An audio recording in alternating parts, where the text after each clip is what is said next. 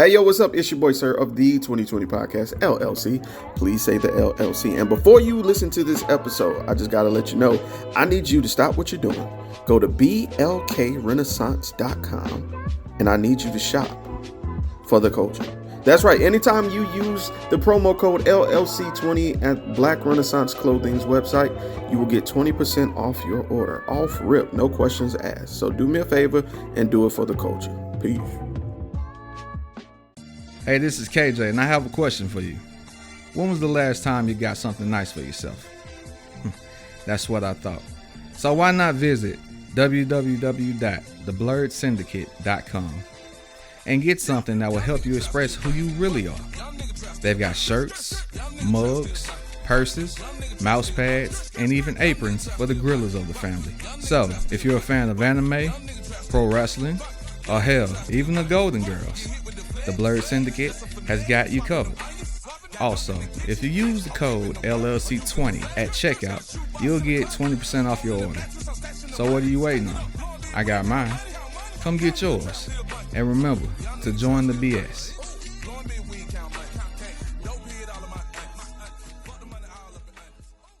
Hey, this is Butter So Fly of Powerlines Poetry, here to let you know anytime I feel good, I have to look good, so you have to listen to me. Make sure you go to gurudesigns.com, use a 3 instead of an E. The website is great, so you can get something for yourself, and then she makes custom clothes for men too. And guess what? I got a promo code for you. Use 20/20 and it'll get you 15% off of any order $25 or more. You can't beat that. Go to gurudesigns.com.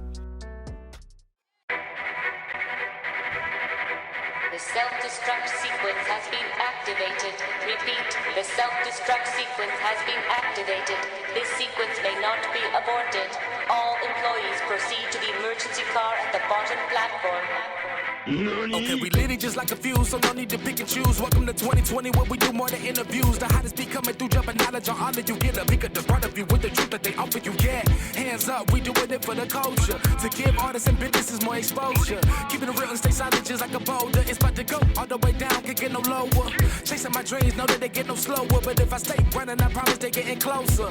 Moreover, success my older. And if you're sleeping on me, I'm waking them up like Folgers. I told you, coming from the land with the tide roll. Well, we'll be on a whole different vibe though. We like to ride slow and keep our windows tinted so you really can see us like Stevie Wonder waking up with his eyes closed. Yeah, got the kind of flow that rock the boat. On my 16s of pounds of dope. And if you figure you can hang with me on the mic, then grab some rope. Matter of fact, better grab some hope. While you at it, we keep it live, it's time to tune in. Turn up the sound on what you're using. It goes so hard, I think it's bruising. The show is 2020, no need to zoom in. Yeah. Yer, what's up? It's your boy Sirr of the 2020 Podcast, LLC. Please say the LLC. And I got a special guest today, Miss Tania Deshawn. How you doing today? Good. How are you? I'm doing. You heard that? It was like, how are you? I thought you was in the what's the falsetto a little? I'm like, okay, you gotta sing it, sir. No, I sound like a gremlin. That's what's up, man. But before we even get started, thank you for taking time out your day to do this interview. You were recommended to me by a mutual acquaintance. They sent you my ways, and it was like, yo, they could be dope. You come on here. And then I snooped a little bit. I did a little snooping. Okay. Not like a whole lot, not enough to be a creep, but a little bit of snooping to get a little bit on you. And yeah, I'm excited to have you here. So thank you. Thank you for having me. I'm excited to be on the podcast. Also, the intro was bomb. It's like bars. So I didn't want to brag that my boy murdered that track. He did. My boy murdered that track. He did. Yes. Jay Haynes, shout out to you, brother. So, of course, if you've watched any of our interviews to our loyal listeners or watchers, we never hop into the interview immediately. We like to have a little bit of candid conversation. So I'm gonna pull up a pop culture topic. Okay. I've been seeing, people been talking about. And I was like, you know what? I'm black, you're here, I'm here. Let's discuss it. Okay. Why is the world losing their mind that Doja Cat has cut her hair? Oh, I saw that and I was like, maybe she just wants a new look. I have gotten out of pop culture a lot. So for me, I just feel like they just want another black body to police. Like, she cut her hair. It's not like black women cut their hair all the time. It's on YouTube. Watch a big chop video. You know, like it's not really news to me as a black woman personally. What do you think? Man, so she did a quick little interview, and I watched it, and for all intents and purposes, I'm gonna be a billion with you. Okay. I think this was a publicity stunt. I think it was a great way to keep yourself talked about. Let me tell you why. Because the instant she did it, she went live to explain it. When people just naturally want to do something for themselves, you just so happen to catch them. They don't immediately post stuff. You just see it and you see it, and they don't really address it because it's nothing to them. But the fact that you went live right after you did it, the fact you went on that same live and shaved your eyebrows is like, trying a little hard. Trying a little hard to me. Trying a little hard. I can see that. But do you think she's addicted to being on social media too? Because I could also see that on the other end. Absolutely. I think because when you're addicted to social media, you have no sense of like privacy. I think it's like, oh, let me document it like that. I hate this sound bite. It's like everything is content, everything, and I feel like everything is not content. I don't know who needed to hear that, but maybe she was on that vibe. I don't know. Yeah, the need for that. And I'm gonna be 100 with you. You said something that caught me. You said another black woman's body being policed. I have mixed feelings about Doja Cat, not because she's biracial. Okay. Not because she's biracial. It's her actions. Oh, Yeah, okay. Come on, let's get into it. I ain't forgot that. You know, the Didn't Do song, I ain't necessarily forgot that, cuz. What's going on in the song? I live under a rock. I listen to like Stevie Wonder and Nina Simone. So like break it down. All right, cool. So back before she got cool with us, she was in these little Reddit groups, these little small groups that would talk about stuff. And I guess she wasn't feeling, very pro-blackish this day. Okay. She was with her white ancestors. Yeah, she was definitely tapping into Jim Crow and them. But she was in response to the Black Lives Matter situation, and she was saying basically she was reading this poem, which I feel like it was a song called "Didn't Do." He didn't do nothing. He didn't do this. He didn't do that. It's on YouTube. That just never sat right with me. Even if you felt like you don't agree with that sentiment, it was the fact that you was in a room full of white people going with that rhetoric. It just never sat right with me. And look, if you're biracial, I'm not telling you to pick a side because you are both. You have that right, but don't line hop. I just hate that. I hate when people manipulate both sides for their gain. I'm gonna give an example of somebody else who does it, who appropriates culture and nobody says anything when they do it because it's cool. Drake, have we all forgotten that Drake is mixed? Have we all forgot that? I haven't. Drake does a lot of things. I feel like Drake, he embodies what's cool at the moment. He's the pretty boy clout chaser. Don't get me wrong, he can write some great stuff, but I remember Drake of yore back in the day, and it was just his honest feelings on the beat. And now I listen to a song where he was talking about cooking crack. I'm like, Drake, what? What? I'm like, Drake, you never cooked the crack. What is the song? That. You never did that. Jimmy Crooks, actually. Okay. I'm just over it. It's a couple of things with him that's just like anytime you hear a new sound, you notice Drake has to come along and do the remix or do something that's oddly similar. It's just I'm kind of over this. And then he got this house music album. I don't know, bro. Are you a gangster or are you finna go DJ a house party with ecstasy? Like, I need you to pick, bro. I need you to be one or the other. You can't be both. I'm sorry. I can't fear you and then want to be like good party, bro. At the same time, I can't. I just don't buy him. I just don't buy him. Yeah, I mean, I feel like I don't listen to either one of them really. Drake, but I will say, I think race relations in America, I think biracial people in general sit at a very interesting point. And going back to Doja, one thing that, and I don't know her lived experience, but you can see the anti-blackness within her really blatantly at a lot of moments. And I wonder how much of that is kind of just like a reflection of how she's been raised. Because I feel like a lot of people have like they'll have a child who is of color, black, however you want to say it, biracial, whatever, and then but maybe a parent has a prejudice. So how does that can you imagine being a biracial kid with a white mom who is prejudiced but doesn't know she's prejudiced? And like now she's going around talking all this noise about black people, and not to like try to how do you call it? I'm not trying to psychoanalyze her, but I do think about that sometimes because I saw a TikTok video, and it was a biracial girl. She was like crying, and she looked closer to black than Doja does, and she was like crying about how she would have to listen to her mom talk about how black women are so disgusting and how black women are so loud. And she would say, but I'm like, for her, she identified as a black woman. So she was like, how can you say that? And I'm your daughter. So I don't think there's an excuse for the didn't do thing. But yeah, I mean, people just like hate black people, including people who come from black black history. I don't know. Like, yeah. It makes my skin crawl. And I'm just one of them people that don't forget this stuff because. And then then she won all those awards for R&B. Yeah.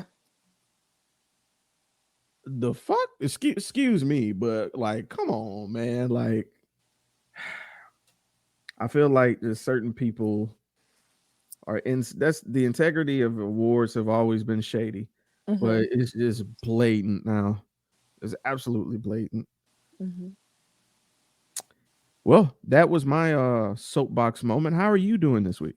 This week, I'm doing great. I am working on getting some curriculums together to teach black people black stuff. Yay. And I'm excited about it. Yeah. How was your week? It's Wednesday. Any Wednesday? Yeah. Is it Wednesday? Yeah. It's Wednesday. It felt like Friday, but I didn't want to take the sentence back. Look, so it's cool. I did not work my first day of the work week because you ever just had a day you was over it. It wasn't anything wrong. You just woke up and just like, this ain't it. I don't need to carry this energy into the day. Let me just go back and lay down. So I had one of those. Today was fairly simple. Did what I was supposed to do. Went above and beyond a little bit, not enough to make people depend on me. And I took my black ass home. Yeah. Amen. That's the sermon. I did just enough, but not enough for them to depend on me. Yeah. When that's probably not even your job. So it's work for somebody else too. Stop overachieving and take your PTO. I don't know who need to hear that. Use your PTO. Right. There's no sticker. There's no award. There's probably not a bonus. Bruh. Take your days. Live your life. Did you hear about the gentleman who like worked for Burger King for like 30 years, was never late, never missed a day, and they gave him like a knapsack of candy? I feel like that should breathe a little bit because just they gave him a cup, like some kind of mug, and a knapsack full of candy. What is that supposed to do for him? Like, what is that supposed to do for him? And he's how old? Oh, he was well into like his 50s. With candy? Yeah. He's taking care of his heart health. He does not need candy. I'm so confused. And this is like that I think that train of thought comes from the generation of you show up, and if you do the right thing and if you work perfectly and execute well, then you'll be wealthy, But they miss out on the wealth, but they had all the diligence. Right. I agree with you. I definitely feel that was the old folks. But what I think happened, I think the rich niggas was like, oh, they think they're doing what? So they're working extra hard thinking they're going to get like me. Nah, let's just use them and fire them. Like, I've seen it happen they so fire much. him? No, I'm just saying in Oh, general. okay. I wish they would. I would burn Burger King down. Protest. Yeah, he was black, by the way. I just want to put that out there. But yeah, it's just I've been on this trend of I talk to these people who I work with because I'm fairly new in my career, and I talk to some of the people, and they tell me they got like 150 hours PTO. I was like, I could never. I'm out of the country at that point. I'm on sabbatical. Where's Tania? She's on sabbatical. She's not here. Bruh, I'm gonna be like, yeah, I'm gonna take June through September off. Right. Juneteenth off. The whole week. The whole month of year. Hey, this is Mystique. This is Mr. Everlasting. And this is the Safe Word. Safe Word. Y'all make sure y'all join us every first and third Friday of the month. Every month. We are in season 3. Season 3. Y'all already know what it is, man. Tap in.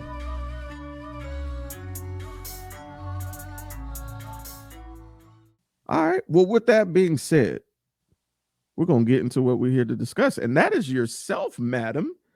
So, Miss Tania, if anybody was to ask what it is that you do, what would you tell them? I would tell them that I'm professionally myself at this point. That was a very good answer. Oh, thank you. I love to write. I like to teach, but not in traditional settings. And that's what I'm on right now. I have my self-published book, emphasis on self. What did Issa Rae? She said entrepreneur means I did that on my own. I felt that when she said that. I felt that in my heart. But yeah, that's what I'm doing. Teaching workshops, writing from anyone. I taught a kindergarten who didn't know how to read. I was like, all right, baby, come sit by me. Let's figure this out. And then all the way up into adults. So that's what I do. That's dope. That's dope. Now, I'm always a fan of letting people toot their own horn, and this is your opportunity to do exactly that. Okay. But I also want to focus on what made you decide to go that route, because let's just be frank with you. Communities can tend to be a little harsh when it comes to entrepreneurship. They can not only not give you the whole truth, but they can sell you a dream that shows you the positive, but not the lows, the positive and the negatives, lows, highs, and all that. So we're striving to reveal that to our listeners. Oh, okay. So what inspired you to go about this particular path in assisting others, being an author, like engaging in non-traditional settings with teaching? Yeah, I think it was a calling for me. I feel like any artist who was on that route, like I used to, Lord, just let me be a nurse. I was like, let me get a passion for something. And I was like, no shade to nurses. I love y'all. Y'all run whatever clinic, hospital y'all in. Yes, they do. I love y'all, showing y'all so much love, especially during this raggedy pandemic. But I like wanted to feel that pull towards something more traditional, and that just was not my story. And I think because that wasn't me, I had so many hardships just trying to fit into corporate settings that were just crushing my soul. So for me, the main thing was, this is just not sustainable for me. Like, I'm not going to be able to thrive in this environment. And it just became so blatant for me that it's like whatever hardships come with entrepreneurship, I'm willing to take them. Even if that means I have to work another job just so I can sustain myself a little bit longer until I get to the next gig, I'm willing to do that. So yeah, I definitely grew up in a more traditional setting where I didn't see a working artist until I was in college. I didn't know that was a thing. I say I'm from Birmingham, but I'm really from a little bit outside of it. I spent a majority of my education in kind of like the Fultondale, Graysville, y'all. If you're not in Alabama, Graysville, you're Gray. Anyways, there, and then Gardendale.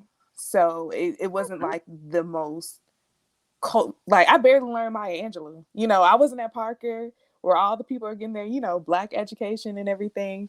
So for me, I just didn't even know it was a possibility. And then when I found out, my creative writing teacher actually, she went to a larger campus and she asked me to apply to be in the writing program. And I told her, I told her no. I don't know how I said no. I said no because I didn't know anything about that, and I didn't think it was possible for me. Because I didn't see anyone else. And then like little things would happen. Like you know how some people just jump in and they know it's them from the beginning. That was not my story. It was always like, oh, let me dip my toe in. Let me dip Right. my toe in. And then it got to the point where it's like, if everyone around me is supporting me and having this reaction to what I have to say, then there has to be an anointing on it, you know? And then if Okay. things are happening at an expedite, like they're happening so quickly, there has to be something on this except like outside of myself. So what disservice would I be doing to my community if I didn't own up to that? And speaking of that, so a part of my book, I wanted to have a launch party. It didn't happen because I quit my job, and I'm not one of these people. For me, I didn't feel comfortable saying, "Oh, I quit my job. I have the faith to just throw this party." And you know, some people have a mindset like that. For me, I'm like, no, but there's if I feel like something's on it, if I feel like there's a win on something, this money is somewhere. It's somewhere. You know, it might not be in my account, but it's in somebody else's account. And I'm in the process of getting a grant for it. So it's submitted. We're waiting for it to come through. And the blessing on that is that I partner with the Birmingham Public Library with it, you know? And so the effect of this, just in the short term, is that I just know for a fact it's going to be a room full of Black people from all ages, but especially like Black women. That's who I'm servicing now. Now, I love y'all Black men. I love y'all, but that's not what I was called to do for this first assignment. So y'all gonna have to catch me at a different time. But it's Gotcha. just like and these are like seeds that are gonna get planted. What is that gonna look like in 25 years? What is it gonna look like in a year? You know? It's fact. Ooh, So it's that's what I'm exciting. saying. Like it's not easy, but when you know what your why is, you can navigate it with a sense of peace even when it's crazy, you know? Mm. Knowing self. That's one of the things we talk about here is the evaluation of self. There's one thing we are big on because transparency is key, in which the clearer you are with yourself, the easier it is to separate the bullshit. I hate to say it that way, Mm-hmm. but it's quite honest because a lot of times we are our own um, blockers of our blessing. A lot of times we prevent ourselves from Say going to that. the next step. So let's take it to another step. Like, what are some of the obstacles you encountered? You know, you talked about people being like a duck in water, as they say. Mm-hmm. You said no, that wasn't the case. So I was like, so what were some of the other, obstacles you encountered along the way? yeah, I think the first obstacle was one myself, like you just said, Mhm. believing in myself and my skills. I feel like being an artist is such a spiritual journey because it really forces you to look at yourself and how you can be constructive and destructive Mhm. within yourself. And then also with the people you choose. I had a whole like phase in my artist journey where I learned, you know how people say don't tell your dreams to certain people because they'll crush them? Oh my gosh. Mhm. That's one of the biggest obstacles. Some people can't get from point A to point B because you like to talk. I like to talk, but you're talking to the wrong people. And it might be the people who love you. And the thing is that the people who love you who aren't supporting you, it's not because maybe I'm not gonna say for some people don't have it, you know, but for a lot of people, if you have it and they're not supporting you right away, a lot of the times it's because they need to see a physical manifestation Yep. of what you're doing. And I think Mhm. people forget about that. So this is something like this is something tangible for them. When I have an event that's tangible for them, when I'm throwing an event that's tangible. So a lot of the times you might be excited about whatever you're working on, whatever you feel called to, but kind of gauge interest with people. So that's the first obstacle I would tell people to get on. And then the second is stop hiding in your room. Like for me, I was like, I want to write in my room. Nobody's gonna hear what I have to say. And if they hear it, it's not gonna be anything from my heart, you know. But that gets thrown out the window quickly when you're really stepping on the stage and when you're really getting into your purpose. So one, you should don't make it like don't be deceptive, or I don't want to say deceptive, don't be manipulative about the way you go about things because you think you're going to get something out of something, but be honest about who you are. If who you are is like you're a poet, Mhm. make sure people know that. It doesn't have to be like, oh, I know someone such over there. I'm just going to go over there, talk to them, let them know I'm a poet because they're going to put me on. Don't do it like that. Change your status on Facebook. Put it in your social media bio. I'm a writer, I'm a poet. Cool. Simple way to declare yourself in the world. And then when you go out into, I'm a poet. Let me go to an open mic, live it, own it, and nothing's going to be perfect either. And no one's in their final phase. That's something else I had to get over. I thought I had to, the first one has to be the best one. And that's not the case. And you never know what people might need to hear and what's going to resonate with people the most. Because sometimes I can go do a poem that will have people amen and getting ready to throw their shoe. They're in it. The next place I go, I might go to a slam. I get the lowest score out of the group. But you can't carry that with you. It's just, it wasn't your night, So that's something else. And then the third thing, or I don't know what number I'm on, but I would say to have a plan. Because like, I think when you first get started, it's cool to like just gauge what you want to do. For me, and I'm only a year in, really, I was just saying yes to stuff. Now there are pros to cons to that. Cons, every time you say yes to something, you're also saying no to something. So you might say yes to somebody's gigs, but you're saying no to doing planning and executing for your personal stuff. Ooh, so say it. There's something to keep in mind, but also on the other end of saying yes to things, you get to gauge what you like and what you don't like. Oh, I don't like working with this group of people. Not specific, but like maybe this age range. That doesn't really work for what I'm trying to do. I really didn't know I could do workshops. That happened to me. Somebody asked me to teach a workshop on rhyme. I don't rhyme in my poetry. I had this whole thing with rhyming that I'm getting over now, but I knew how to do it, And then a lot of being a creative, if you trying to monetize it, is figuring out a way to new ways that you might not be familiar with, to create opportunities in a way. Don't just wait for them, create them. So if someone is asking you, oh, how did you write this? Oh, well, you can answer them, but you can say, oh, in a couple of weeks, I'm having a workshop for $10, $15 on how to do X, Y, and Z. That's how you create opportunities. So you're not always just waiting for them to show up. And then they will show up eventually as well.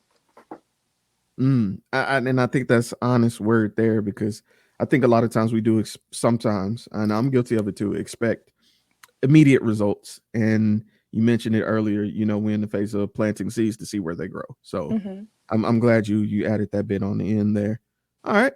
So I like the fact that you sound busy. And the reason I say that is because myself, I sacrifice a lot of my personal time to do what you're saying, discovering new ground, exploring, but at the same time, I can tend to neglect myself, which pretty much was the basis of this next question. How do you balance work and your personal life? Tell the truth, shame the devil. That's what I'm trying to do, okay? It's a hot mess. Like, it's a hot mess. I'm in the first year, hot mess. But a lot of it is also like extending yourself grace too. Like that social work balance done. Like tonight, I'm not going to sleep, but I made peace with myself. I said, Tania, you're not going to sleep tonight, girl. It's going to be a long 2 or 3 days. But someone asked me to do something, and I said no, because on the weekend I'm going to rest. So that's how I'm balancing things now. I don't know if you like zodiacs or anything like that, but I'm a Pisces, so I'm very much like, I'm gonna do what I feel like doing. It's very much like, how do I feel right now? Is this resonating with my soul?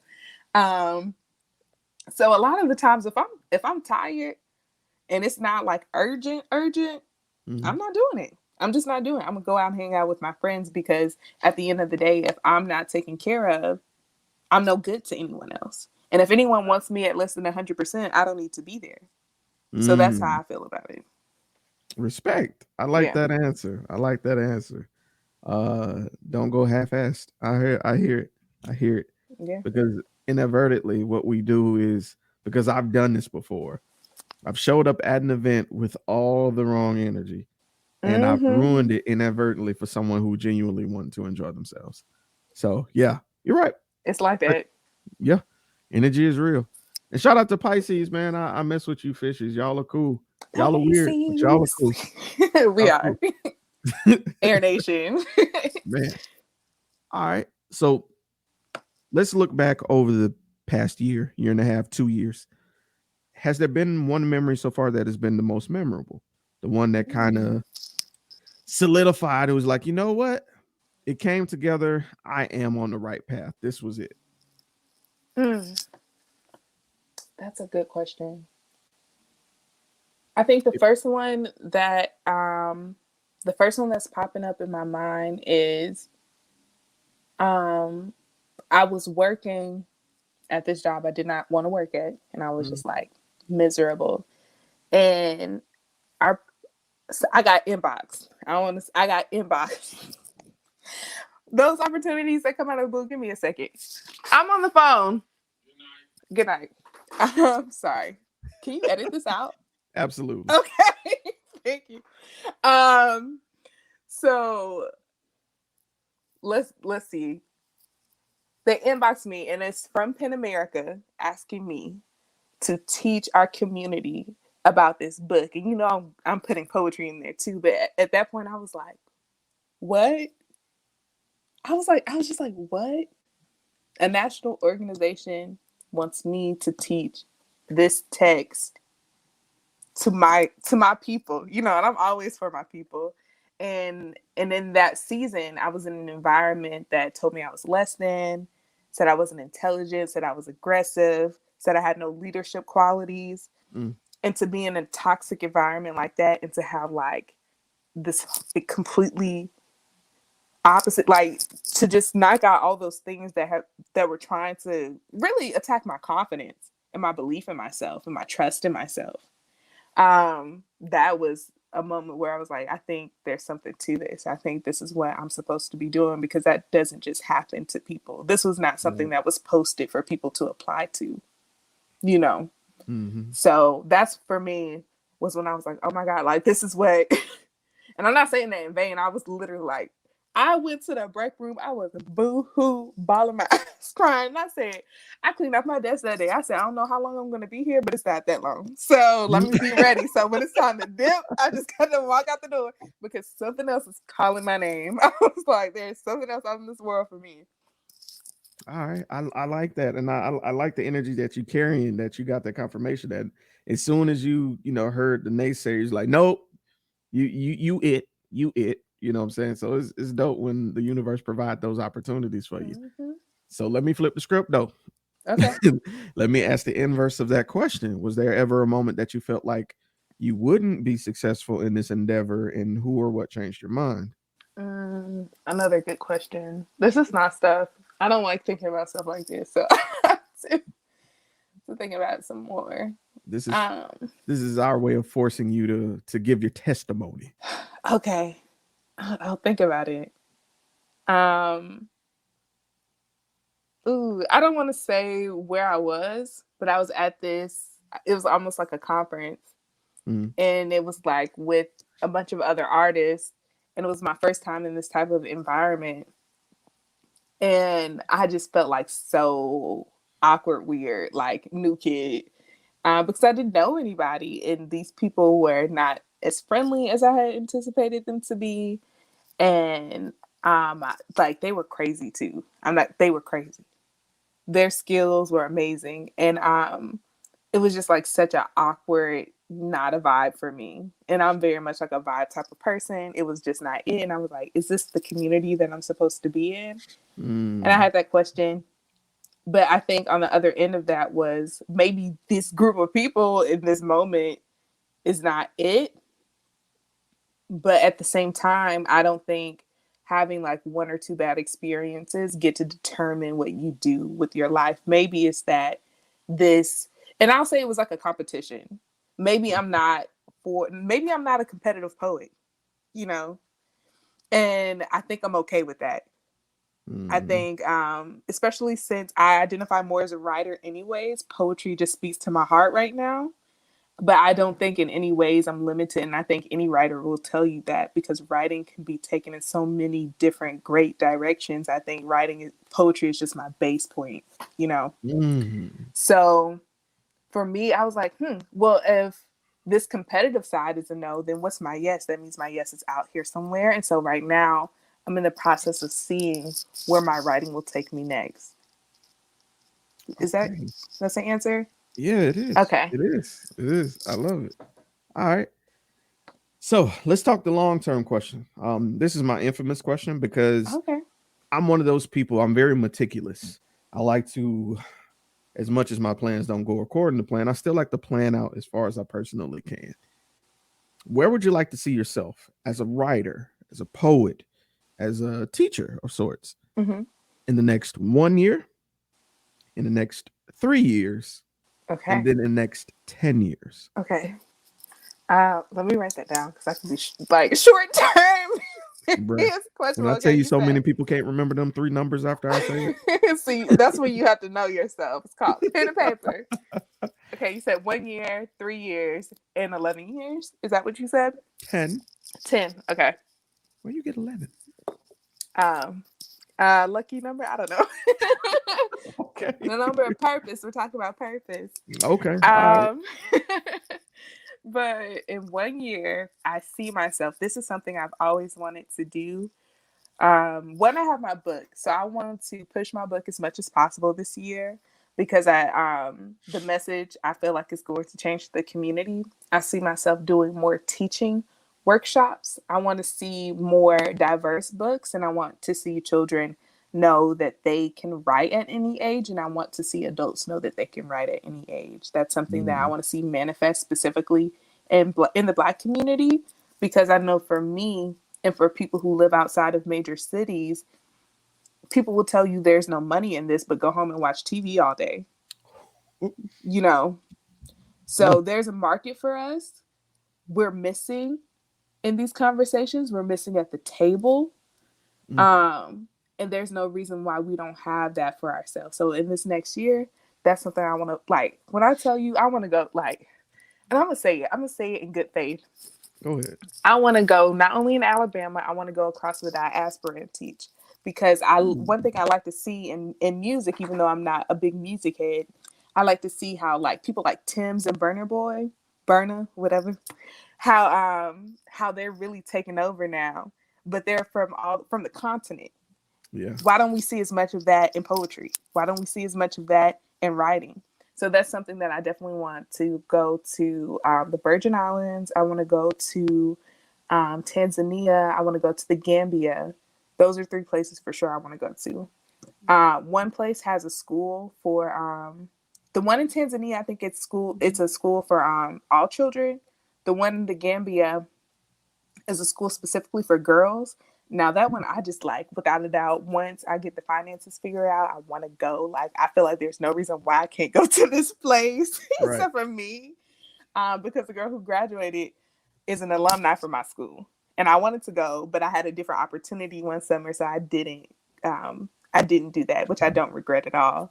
And then I had a friend who went to the Virgin Islands, and she had a great time at this place called the Black Power Theater, and yeah, she had a great time there. So I want to go see what they're doing over there. So that's me. I really want to be like Nettie low-key from The Color Purple. That's why reading changes your life, because she was like out there teaching in Africa. I was like, I'm going to teach in Africa too. Like, so anyways, that's my drawn out answer for the next year. That's where I want to see myself 100%. Year 3, I haven't thought about this as much. That's why on my board, you can't see it, but I have create a business plan. I know we talked about that, but Okay. I'm definitely a dreamer. So it's everywhere, but it needs to be in an outline like this. So in 3 years, I want to see myself kind of getting into film. That's something that I'm interested in doing. See, you see how I'm trying to get my writing stuff, like all that writing stuff, and then move into something else? I like it. Yeah, I really want to see myself writing scripts, doing short films, doing documentaries maybe, because I'm also big into sociology and psychology. Love it. Passion. 10 years. 10 years. This is like one place I really want.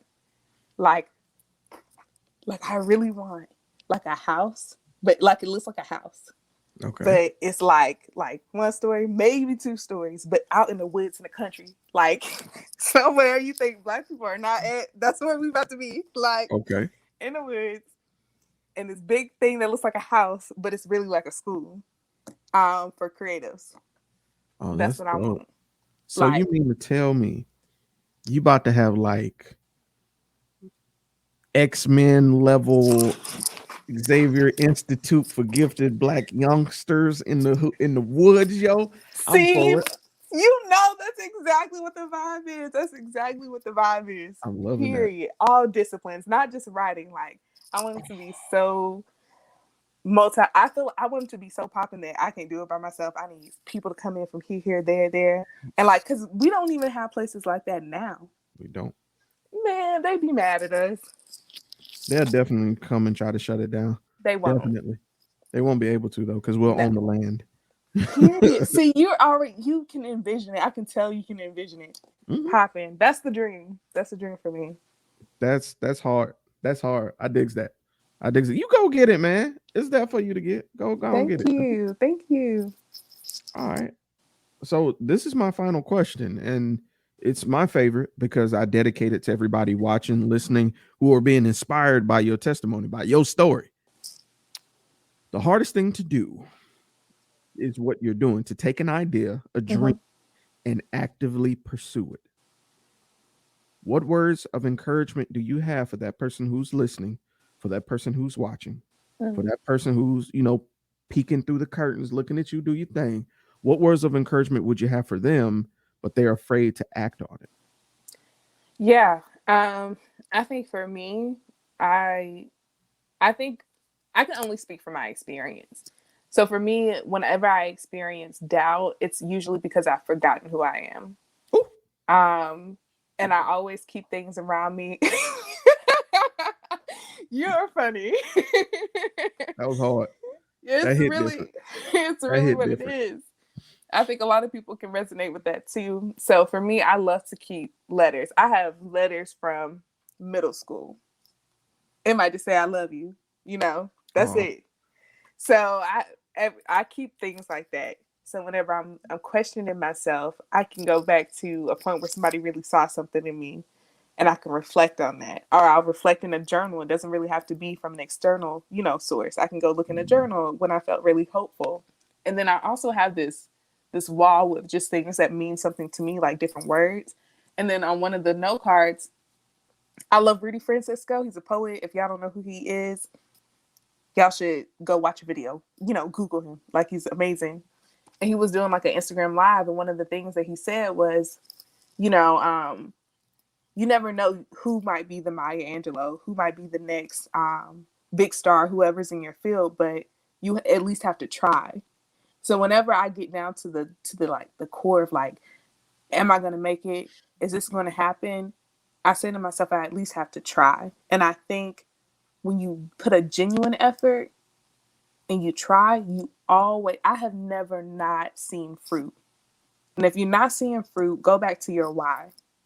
I love it. Yeah. All right. Miss Tania, if anybody wanted to follow you on social media, just kind of see what else you have up your sleeve, what's the best way to keep in contact with you, or just be nosy? What's the best way to do that? Go to my Instagram stories. That's what the real tea is. If you want to see me breaking down during my admin time, I'm usually singing or dancing. Go in there, go keep that, me being a hot mess there. I'm trying to post on Facebook, and Facebook, you'll see stuff there, maybe flyers. So if I'm doing an event, you're more likely to see it there more directly, because my Instagram, I really have fun with it. So that's where you should really be if you're just trying to see what I'm doing day to day. And then if you want to buy my debut poetry collection called Be Gentle with Black Girls, click my link tree, go to my website, Tania Deshawn Writes.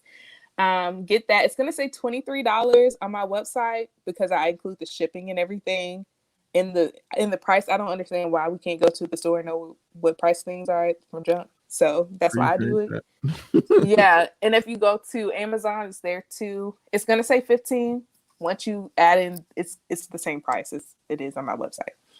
Trying to see what else is going on. I have a virtual event with the Museum of African Diaspora. Hopefully I'm saying that right. That's going to be on the 18th. Also, the link to register for that is in my link tree. Yeah, that's me. That's what I got going on. If you're in Birmingham, for real, hit me up though. Like, you can actually DM me. We might not hang out personally because I don't know you. If you DM me, but I will invite you to an event, and then I can get to know if you're on some weird stuff. Or if you're a good person. Niggas be weird. If you're a good person, then it might be different. Bro, you gotta protect yourself. I am not mad at that response. Swear to God. Yeah, people are weird. Bruh. Miss Tania, thank you so much for doing this interview. This was great. I thoroughly enjoyed myself. Yeah, this has been great. Do you have like any closing? I've never done this before. Do you have any closing words you want to share with the people? Oh my gosh. Come on, open up the church. The doors to the church is open. Come get your soul fed. Yeah. I don't know. Just enjoy what you're doing. When you feel like you're going crazy, take a break and trust yourself. That's what I have to say. That being said, it's been your boy, Sirr. Miss Tania Deshawn, and we out. Bye, y'all.